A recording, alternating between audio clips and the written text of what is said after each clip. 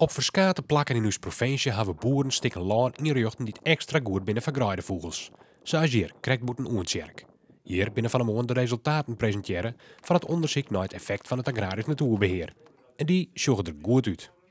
De belangrijkste conclusie is dat de 4 steltlopers de laatste 7 jaar stabiliseren. De aantallen die blijven gelijk, waar we in al die jaren daarvoor toch steeds te maken hadden met een afname van zo'n 2% per jaar. Dus het is echt een opvallende koerswijziging. En het opvallendste resultaat komt van de liep. Een toename van maar liefst 40%. Opvallend, maar nevens de onderzoeker had dat alles te krijgen met een moezenpleeg. Die zorgde ervoor dat de omstandigheden van de liep ideaal waren. Dit voorjaar hingen er door het zachte voorjaar nog veel Midden-Europese en Noord-Europese kievieten om in Nederland. En door die muizenschade had je relatief veel oppervlakte dat wat zwart lag.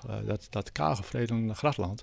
En dat is bij voorkeur een aangenaam vestigingsgebied voor kievieten. En met die uitzitter is de gemiddelde stand van de liep oer de aren jaren stabiel. Krijgt als bij de orengraaide vogels. Maar het gaat dus nog net om groei.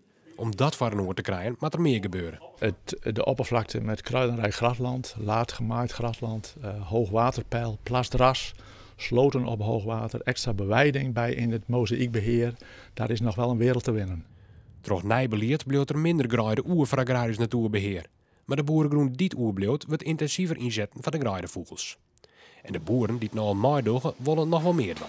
Meer kan altijd. En dat zien we ook terug in het nieuwe beleid, agrarisch natuurbeheer. Het wordt verzwaard, we dikken in. We gaan van 35.000 hectare aan agrarisch natuurbeheer. Gaan we wel terug naar 15, maar dat betekent dat 15.000 hectare beheer ook zwaarder wordt beheerd. Meer uitgestelde maaidatum, meer plasdras, dus meer vernattingssituaties. Dan krijg je ook betere resultaten.